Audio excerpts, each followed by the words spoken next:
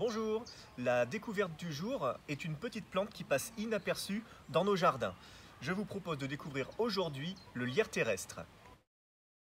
Le lierre terrestre, qu'on appelle aussi Glechumederacea, est une petite plante qui fleurit très tôt dans l'année. On voit ces petites fleurs apparaître dès le mois de mars et jusque tard dans la saison. Ce qui fait que c'est une plante qui devient très intéressante pour les insectes qui ont des fois du mal à trouver de quoi se nourrir.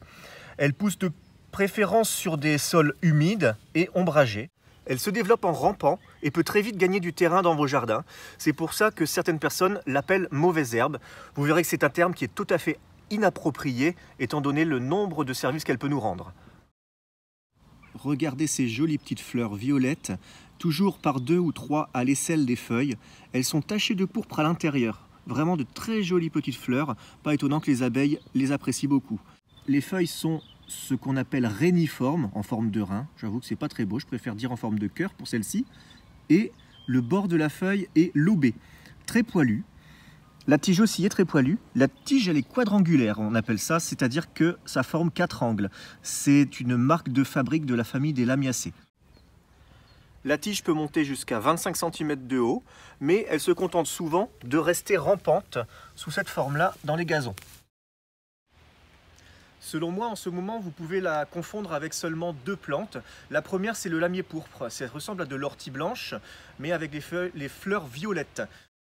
La deuxième, en ce moment, fait exactement les mêmes fleurs, enfin un peu de choses près, que le lierre terrestre.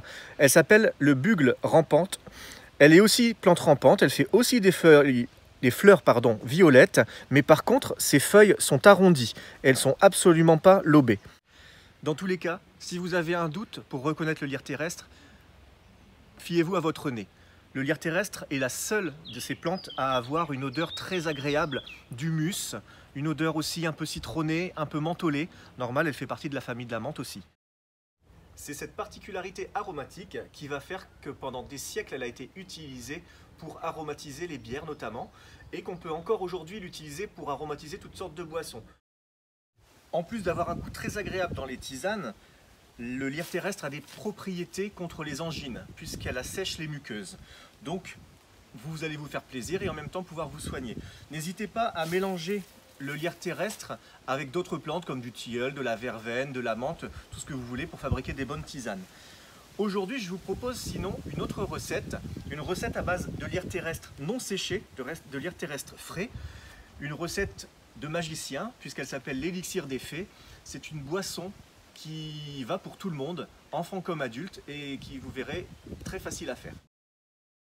Pour faire l'élixir des fées, vous allez cueillir dans votre jardin, si possible, une bonne poignée de lierre terrestre. La deuxième étape va consister à couper le lierre terrestre en tout petits morceaux, de manière à dégager le maximum d'arômes. Donc vous coupez grossièrement le lierre terrestre, tiges, feuilles et fleurs comprises. Vous pouvez éventuellement garder quelques fleurs de côté pour la décoration par la suite. On le met dans un plat ou dans un bocal. On y ajoute 1 litre de jus de pomme,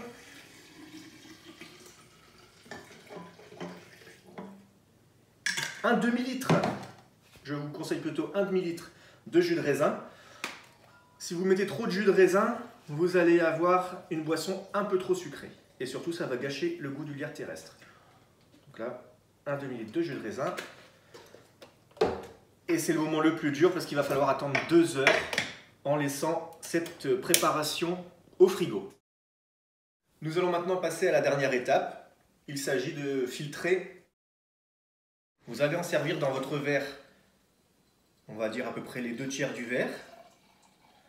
Et pour sublimer encore le goût du lierre terrestre et pour rendre la boisson moins sucrée, on y ajoute 1/3 d'eau gazeuse. Allez, pour pousser le tout à son maximum, vous pouvez décorer de quelques fleurs de lierre terrestre. Cette boisson est idéale pour les anniversaires des enfants, mais elle est très appréciée aussi lors des soirées où les personnes qui ne boivent pas d'alcool ont envie de boire autre chose que les sodas habituels. À la vôtre et à la semaine prochaine!